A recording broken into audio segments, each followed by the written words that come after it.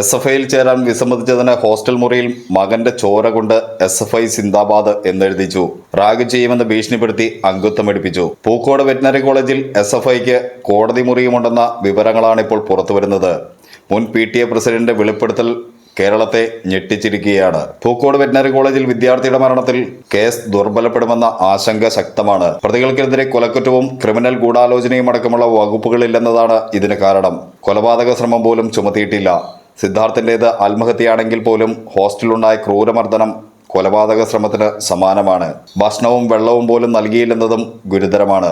എന്നാൽ പ്രതികൾക്കെതിരെ മുറിവേൽപ്പിക്കൽ, ആയുധം ഉപയോഗിച്ച് പരിക്കേൽപ്പിച്ചു തുടങ്ങിയ ദുർബല വകുപ്പുകളാണ് ചുമത്തിയിരിക്കുന്നത്. മരിച്ച സിദ്ധാർത്ഥിന്റെ പിതാവിന്റെ ആരോപണങ്ങൾ ശരിവയ്ക്കുന്നതാണ് പോലീസിന്റെ FIR. സിദ്ധാർത്ഥിനെ പരസ്യവിചാരണയ്ക്ക് വിധേയമാക്കുന്നതിന് കാരണക്കാരിയായ പെൺകുട്ടി പ്രതിസ്ഥാനത്തില്ല.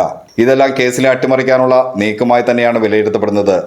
ഒരു സംഘം ആളുകൾ അവരുടെ അലിഖിത നിയമമനുസരിച്ച് ഹോസ്റ്റലിൽ പ്രവർത്തിച്ചുവെന്ന് റിമാൻഡ് റിപ്പോർട്ടിൽ പറയുന്നുണ്ട്. കൊലപാതക സാധ്യതയും പരിശോധിക്കണമെന്നും റിമാൻഡ് റിപ്പോർട്ടിലുണ്ട്. സിദ്ധാർത്ഥിന്റെ ആന്തരിക അവയവങ്ങൾക്കടക്കം മാരകമായി പരിക്കേറ്റിട്ടുണ്ടെന്നാണ് പോസ്റ്റ്മോർട്ടം റിപ്പോർട്ട്. വീട്ടിലേക്ക് പോയ സിദ്ധാർത്ഥിനെ തിരിച്ചു വിളിച്ചാണ് മർദ്ദിച്ചത്. ഇതിൽ ഗൂഢാലോചന കണ്ടെത്താൻ പോലീസിന് കഴിഞ്ഞിട്ടില്ലെന്നത് വളരെ വിചിത്രമാണ്. എന്നാൽ പെൺകുട്ടിയുടെ പരാതിയെക്കുറിച്ച് റിമാൻഡ് റിപ്പോർട്ടിലും പരാമർശമുണ്ട്.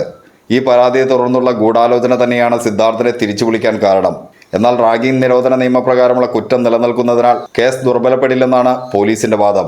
കൂടുതൽ പ്രതികളെ പിടികൂടാനുണ്ടെന്നും അതിനുശേഷം കൂടുതൽ കുറ്റങ്ങൾ ചുമത്തുമെന്നുമാണ് പോലീസിന്റെ വാദം. അതേസമയം കോളേജിലെ പീഡനങ്ങൾ മുൻ PTA പ്രസിഡന്റ് കുഞ്ഞാമുവും ശരിവയ്ക്കുകയാണ്. SFIക്ക് ക്യാമ്പസിൽ കോടതി മുറിയുണ്ടെന്നാണ് കുഞ്ഞാമുവിന്റെ വെളിപ്പെടുത്തൽ. KSU അടക്കമുള്ള മറ്റ് വിദ്യാർത്ഥി സംഘടനകളെ പ്രവർത്തിക്കാൻ അനുവദിച്ചിരുന്നില്ല. അതിന്റെ അവസാനത്തെ ബലിയാടാണ് Siddharth.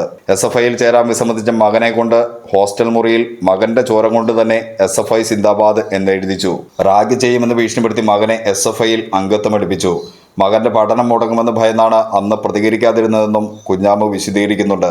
Pookode veterinary college SFI ആക്രമണങ്ങളുടെ കൂത്തരങ്ങായിരുന്നുവെന്നും അക്രമം പതിവായതിനാൽ അത് തടയാൻ CCTV സ്ഥാപിക്കേണ്ട അവസ്ഥയായിരുന്നുവെന്നുമാണ് കുഞ്ഞാമു വ്യക്തമാക്കുന്നത്. ഹോസ്റ്റൽ SFIയുടെ ചെങ്കോട്ടയായിരുന്നെന്നും ഒരു രാഷ്ട്രീയവുമില്ലാത്ത ആൾക്കാരെ നിർബന്ധിച്ച് SFI ആക്കുന്ന സാഹചര്യമായിരുന്നു ക്യാമ്പസിലെന്നുമാണ് അദ്ദേഹം പറയുന്നത്. ഒന്നാം വർഷ വിദ്യാർത്ഥികളുടെ മുറിയിൽ ചെഗുവേരയുടെ ചിത്രം സ്ഥാപിക്കുന്നതും നിർബന്ധിച്ച് അനുകൂല മുദ്രാവാക്യം വിളിപ്പിക്കുന്നതും പതിവാണ്.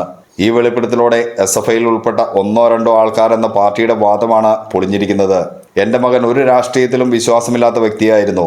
എന്നാൽ അവിടെ എത്തിയതിനു ശേഷം ചെഗുവേരയുടെ ഫോട്ടോ, ലെനിൻ്റെ ഫോട്ടോ എന്നിവ ജൂനിയേഴ്സിന്റെ മുറിയിൽ കൊണ്ടുവയ്ക്കും. കൂടാതെ ജൂനിയേഴ്സിനെ നിയന്ത്രിക്കുന്നത് മൊത്തം SFIയുടെ നേതാക്കളാണ്. അന്നത്തെ വൈസ് ചാൻസലർ ഈ വിഷയത്തിൽ വളരെ എതിർപ്പുള്ള ഒരാളായിരുന്നു.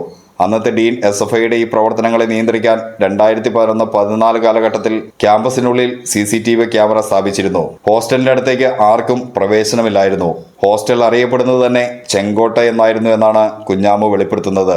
അതേസമയം നേരത്തെ ഉണ്ടായിരുന്ന ഡീനും വൈസ് ചാൻസലറും SFIയുടെ ആക്രമണ രാഷ്ട്രീയത്തിന് എതിരായിരുന്നു. അന്നത്തെ വൈസ് ചാൻസലർ B. അശോക് ഉൾപ്പെടെയുള്ളവർക്ക് വെറ്റിനറി കോളേജിലെ ഈ SFI അഴിഞ്ഞാട്ടത്തെക്കുറിച്ച് അറിയാമായിരുന്നു. ഇതേ തുടർന്നാണ് അവിടെ CCTV വെക്കുന്നതും മറ്റ് നടപടികൾ കൈക്കൊള്ളുന്നതും. എന്നാൽ ഈ CCTV SFI തന്നെ നശിപ്പിക്കുകയും അവിടെ വീണ്ടും സ്വന്തം ആധിപത്യം കൊണ്ടുവരികയുമാണ് ചെയ്തതെന്നും കുഞ്ഞാമു വ്യക്തമാക്കുന്നുണ്ട്.